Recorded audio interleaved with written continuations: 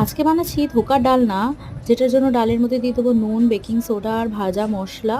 তারপরে ওর মধ্যে জল মিশিয়ে একটা থকথকে পেস্ট বানিয়ে নেব। তারপরে তেলের মধ্যে দিয়ে দেবো আদা আর গোটা জিরে। তারপরে ওই পেস্টটাকে দিয়ে ভালো করে নাড়িয়ে নাড়িয়ে জলটাকে টানা অবধি ওয়েট করতে হবে। দেন এরকম একটা শুকনো পেস্ট বানিয়ে একটা প্লেটের মধ্যে নিয়ে একটা আকৃতি দিয়ে দিতে হবে। তারপরে আমরা সেটাকে যেরম ইচ্ছা শেপে কেটে নিতে পারি।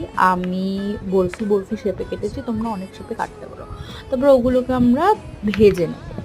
ভাজার পর আমরা তেলের মধ্যে গোটা জিরে, গোটা গরম মশলা, তেজপাতা দিয়ে দেবো, শুকনো লঙ্কা দিয়ে আমরা আলুগুলোকে ভেজে নেব নুন দিয়ে।